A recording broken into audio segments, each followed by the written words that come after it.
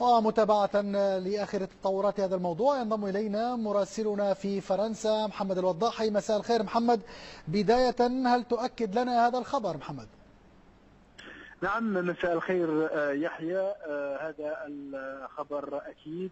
رياض محرز وقع منذ نحو 3 ساعات من الآن على عقده المبدئي مع ليفربول. بقيت بعض التفاصيل الصغيرة التي يتناقش حولها وكيل اللاعب مع إدارة النادي قبل الإعلان الرسمي عن انتقال رياض محرز إلى ليفربول. وسيخضع اللاعب يوم غد إلى عملية الفحص الطبي التقليدية التي يخضع إليها اللاعبون عادة. فقط للتذكير أن رياض محرز كان تنافس كبير بين ناديي تشيلسي وليفربول من أجل ضمه إلى أحد الفريقين، وفي الأخير نجح المدرب يورغان كلوب في خطابه في إقناع اللاعب بمكانة أساسية ضمن الريدز في الفريق، وأيضا بخطاب ربما ونظرة واستراتيجية للمستقبل جعلت اللاعب يرجح كفة ليفربول بعد أن كانت تشيلسي أيضا قاب قوسين أو أدنى من الظفر بخدماته.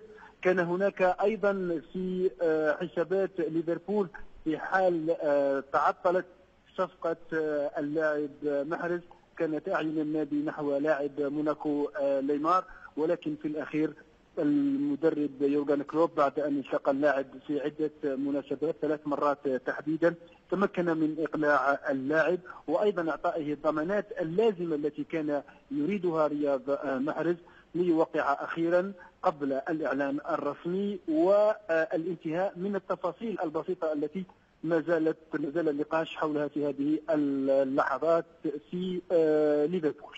نعم محمد، ألا توجد أي مخاوف من أن يعرقل ليستر سيتي عملية الانتقال؟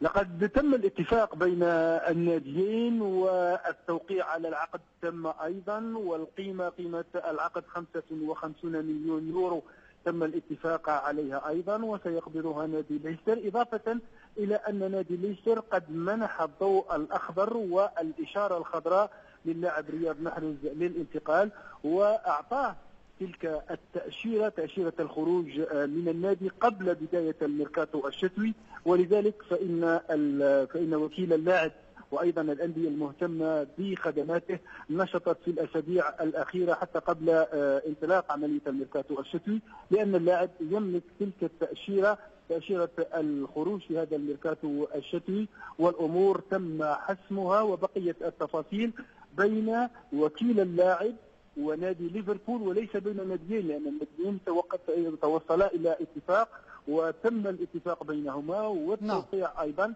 التفاصيل البسيطة الأخرى التي تخضع لها جميع عقود اللاعبين. إذن محرز في ليفربول وسيشكل ثنائيا استثنائيا بطبيعة الحال مع النجم العربي المصري محمد صلاح. أشكرك جزيل الشكر على كل هذه الإيضاحات محمد الوضاحي، كنت معنا من باريس، شكرا لك.